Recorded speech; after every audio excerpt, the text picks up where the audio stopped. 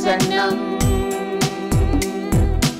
எப்போதும் ஆனந்தம். மகிமையின் ராஜனை தரிசிக்கும் நேரமே ராஜாவின் பிரசன்னம் எப்போதும் ஆனந்தம். மகிமையின் ராஜனை தரிசிக்கும் நேரமே அன்பே அன்பே அன்பே என் அன்பே அன்பே அன்பே அன்பே என் அன்பே.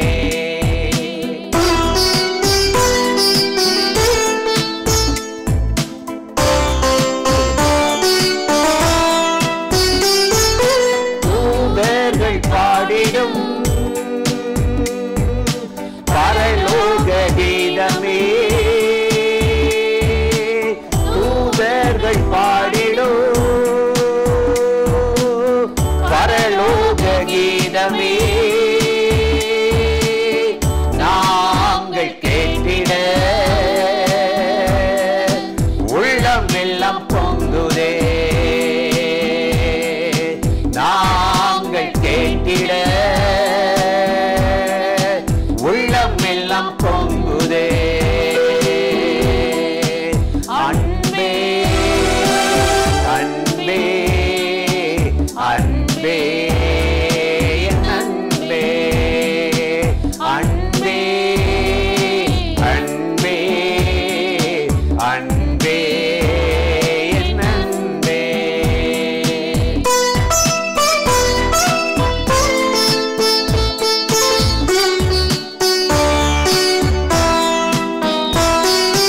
வெண்ணாடை அணிந்து குருத்தோலை ஏந்தி வெண்ணாடை அணிந்து குருத்தோலை ஏந்தி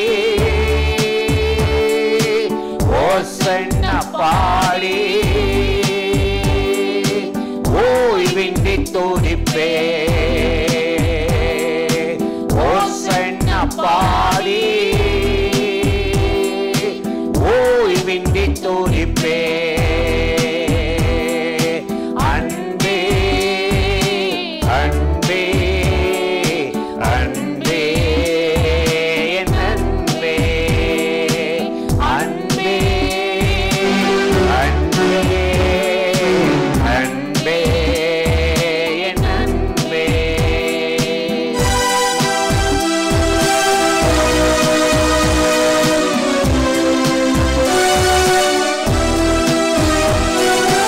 நீரே என் கண்மலை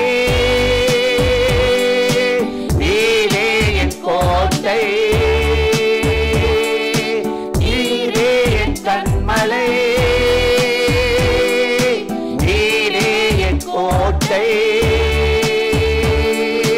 நீரே என் அடைக்கலம் நீரே என் நம்பிக்கை நீரே என் அடைக்கலம் நீரே என் நம்பிக்கை. அன்பே அன்பே அன்பே என் அன்பே அன்பே அன்பே அன்பே என் அன்பே. ராஜாவின் பிரசன்னம் எப்போதும் ஆனந்தம். மகிமையின் ராஜனை தரிசிக்கும் நேரமே அன்பே அன்பே அன்பே என் அன்பே அன்பே அன்பே அன்பே என் அன்பே.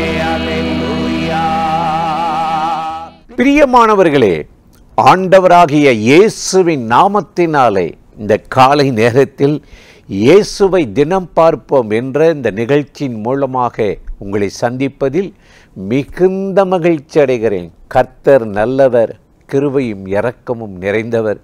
இந்த நாளிலும் கட்டாய் நம்மை ஆசீர்வதித்து மகிமையால் கிருபையால் நிரப்பி நடத்தப் போகிறார். இன்றும் கூட ஒரு வசனத்தை உங்களுக்கு ஞாபகப்படுத்தி சில காரியத்தை சொல்லி ஜெபிப்பது நல்லது என்று உணர்ந்தேன். மத்தேயு 6:12 ஆண்டவராகிய இயேசு நமக்கு ஜெபிக்க கற்றுக் கொடுத்தார். என்ன சொல்லி ஜெபிக்க கற்றுக் கொடுத்தார் என்றால், எங்கள் கடனாளிகளுக்கு நாங்கள் மன்னிக்கிறது போல எங்கள் கடன்களை எங்களுக்கு மன்னியும். எவ்வளோ அருமையான ஜெபம்ல. கடன் நிறைந்த உலகம். எதையுமே நீங்கள் ஃபுல்லாக அமௌண்ட்டு கொடுத்து வாங்க முடியாது. அதுக்கு பேங்க் இருக்குது, கிரெடிட் கார்டு கொடுக்குறாங்க. இதை நீங்கள் கடனை வாங்கிட்டு மாதம் மாதம் கட்டலாம், இவ்வளவு தான் இன்ட்ரெஸ்ட்னு சொல்லி இன்றைக்கி கடன் நிறைந்த ஒரு உலகத்தில் மனிதர்களை தள்ளி மாதம் மாதம் இஎம்ஐ கட்டணும். அது வீடு வாங்கினாலும் வாகனம் வாங்கினாலும் கட்ட தவறுனா வட்டி முதலும் போயிடும். இயேசு சொல்லும்போது இந்த கடனை பற்றி சொல்லலை, பணத்தை பற்றியோ பூமிக்கு. அவர் நம்ம வாழ்க்கையில் எவ்வளவோ காரியம் செய்திருக்கிறார். பிறந்த நாள் முதல் இந்த நாள் வரை நம்ம நடத்தியிருக்கிறார். பல நன்மைகளை செய்திருக்கிறார். நம்ம ஜெபத்தை கேட்டிருக்கிறார். அப்போ அவர் என்னன்னா, அவருடைய ராஜ்யத்தில், பரலோக ராஜ்யத்தில் நம்ம நிறைவாக வாழ்கிறோமா, குறைவாய் காணப்படுகிறோமான்றது அப்பப்போ பார்க்குறார்.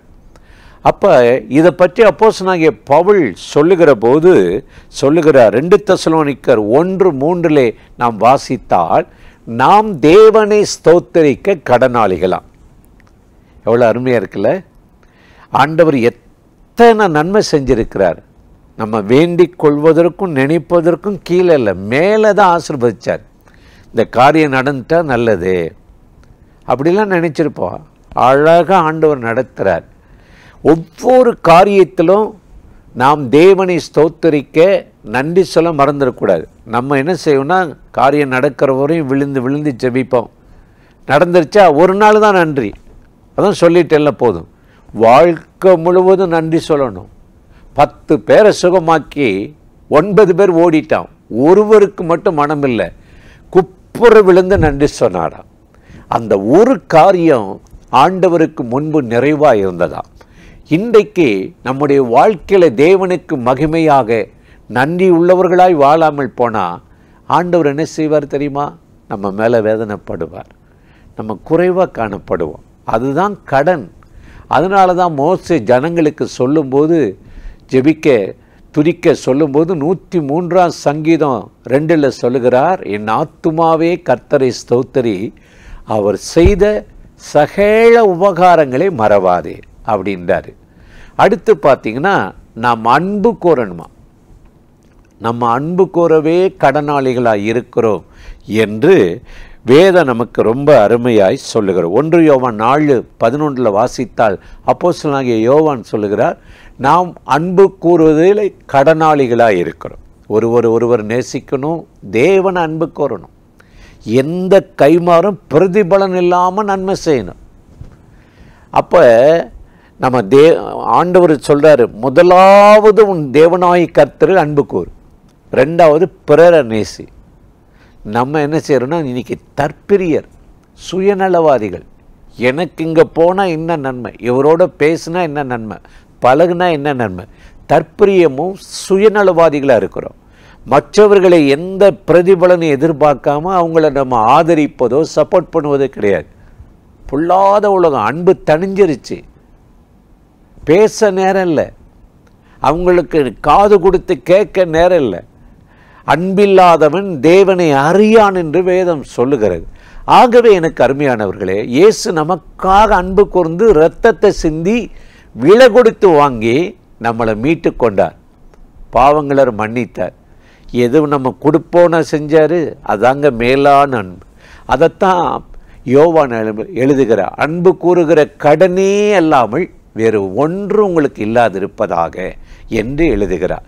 அடுத்து பவுல் எழுதுகிறார், கிரேக்கருக்கும் ஞானிகளுக்கும் மூடருக்கும் நான் கடனாளியாக இருக்கிறேன். ஏனென்றால் அவர்களுக்கு தேவ நம்பிக்கை இல்லை, தேவனை தேடுகிற உணர்வு இல்லை. இவங்களுக்கு நான் தேவனுடைய ஊழியத்தை சுவிசேஷத்தை அறிவிக்கலை, அவங்களுக்காக நான் ஜெபம் பண்ணலை. எனக்கு ஜெபம் பண்ண முடியல, மற்றவங்களுக்கு என்றைக்கு நான் ஜெபம் பண்ணி பழக்கம்? இன்றைக்கி சுயநல ஜெபம், சுயநல வாழ்க்கை, ஊழியங்களும் அப்படி போயிடுச்சு. ஆனால் அப்படிப்பட்ட இந்த உலகத்தில் பவுல் எழுதுகிறார், ஞானிகளுக்கும் கிரேக்கருக்கும் மூடருக்கும் நான் கடனாளி.